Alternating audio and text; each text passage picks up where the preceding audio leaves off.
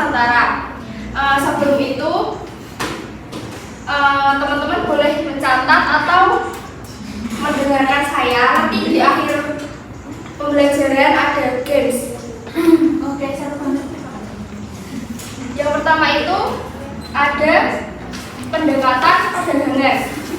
Sejak abad ke-1 hingga 7 Masehi, beberapa pelabuhan utama di wilayah Sumatera dan Jawa sering disinggahi dan menjadi tempat transit para pedagang internasional. Beberapa pelabuhan itu diantaranya Pelabuhan Lamuni Aceh, Barus dan Palembang di Sumatera, serta Sunda Kelapa dan Gresik di Pulau Jawa. Yang kedua ada pendekatan politik. Masuknya Islam melalui pendekatan politik terlihat jelas ketika Samudra Pasai menjadi kerajaan. Banyak penduduk yang memeluk agama Islam. Kerajaan ini terletak di pesisir timur Laut Aceh dengan raja pertamanya yang bernama Sultan Malik As-Saleh. Islam berkembang cukup pesat. Selain Samudra Pasai, di Aceh juga ada kerajaan Aceh Darussalam yang berdiri di atas kerajaan Lamuri. Banyak rakyat yang masuk Islam setelah mengetahui raja mereka memeluk Islam terlebih dahulu. Pengaruh politik raja ini sangat membantu tersebarnya Islam di berbagai daerah tersebut. Dari sini dapat dikatakan pula bahwa kemenangan kerajaan Islam secara politis banyak menarik penduduk kerajaan yang bukan muslim untuk memeluk agama Islam.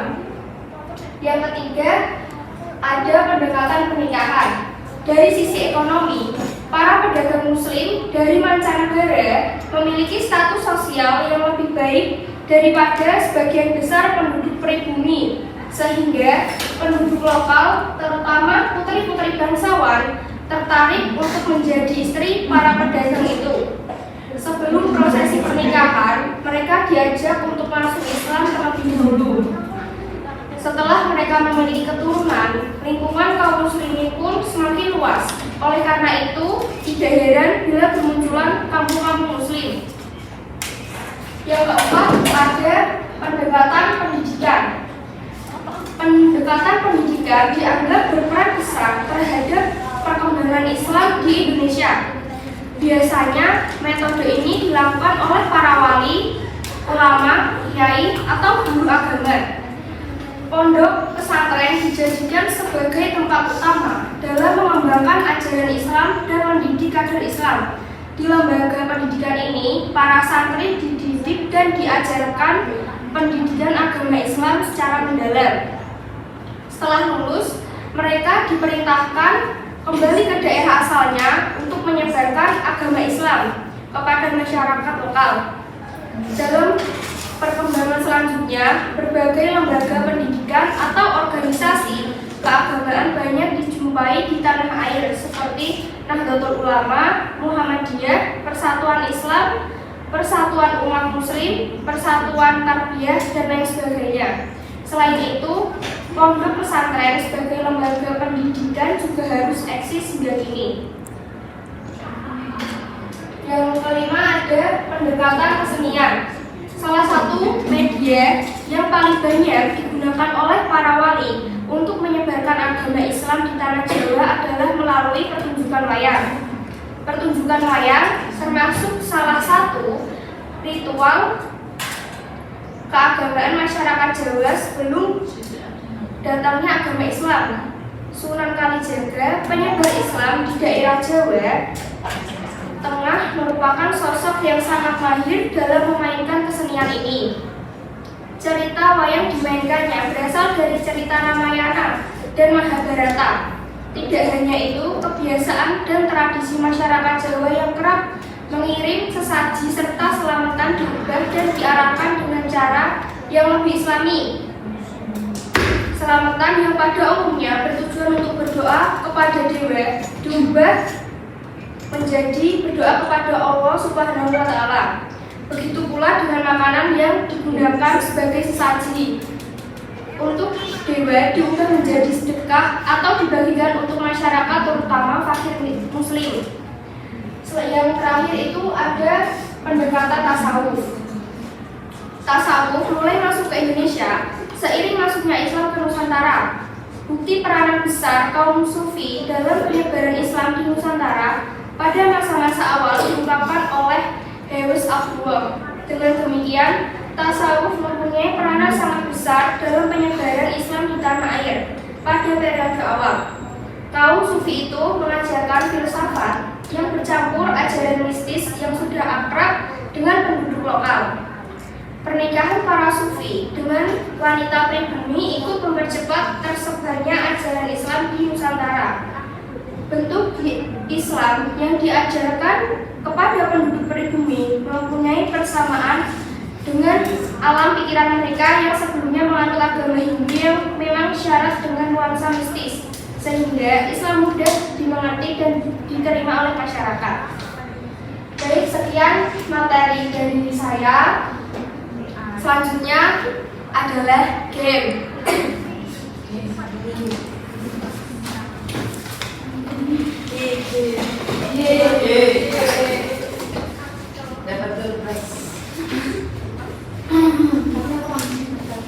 Gini, jadi ini kan ada tongkat.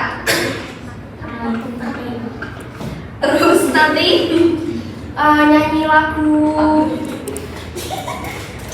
naik puncak gunung.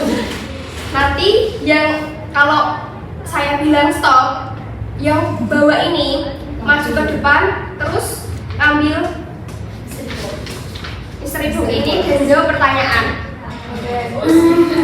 Mulai dari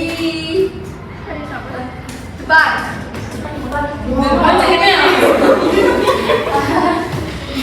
Satu, dua, tiga. Naik ke puncak gunung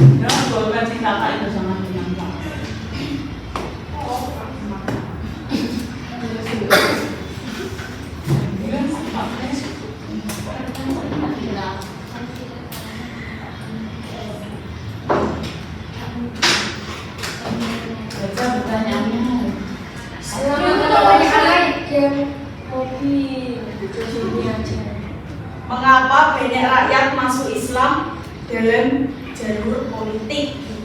Karena politik itu sangat mempengaruhi di Indonesia. Zaman dulu itu rakyat kan ikut raja. Nah, itu kan politik ya. Nah, kalau raja masuk Islam, jadi rakyatnya otomatis harus ikut Islam juga. Baik, terima kasih Mbak Sofi karena sudah menjawab.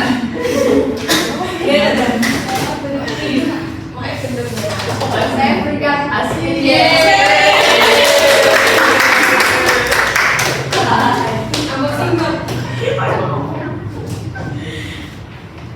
Baik, berarti ini dua lagi dari Mbak Sofi ya. Satu, dua, tiga. Naik ke puncak gunung tinggi sekali. Naik ke puncak gunung tinggi sekali.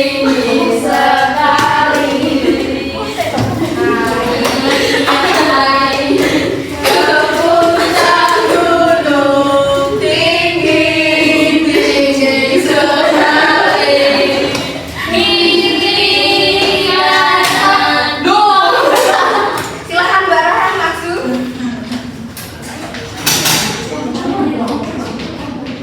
Silakan ambil dan jawab.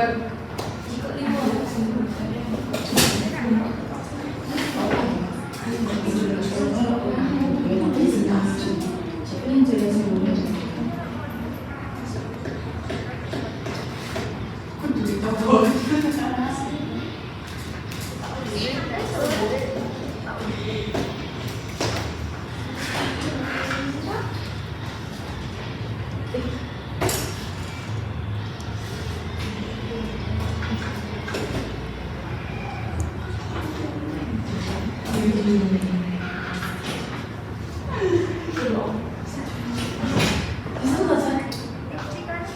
tokoh penyebar Islam di Jawa Tengah yang mahir memainkan wayang? Sunan Kalijaga. Iya benar.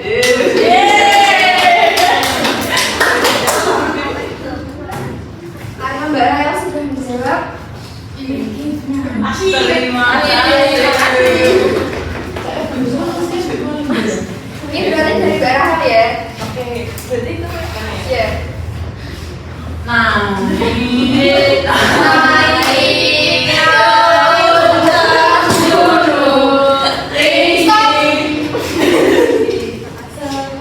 Silakan Mbak Tiara.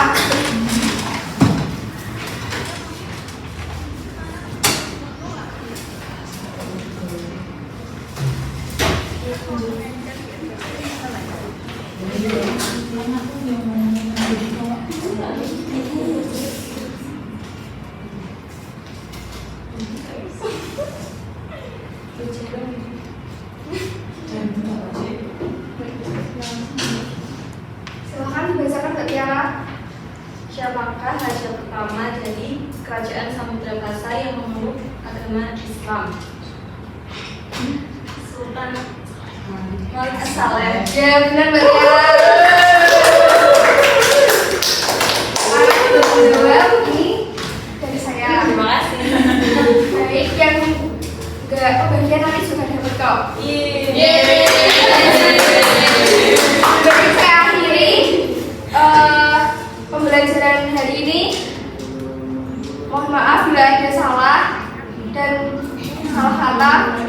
Wassalamualaikum warahmatullahi wabarakatuh. Waalaikumsalam.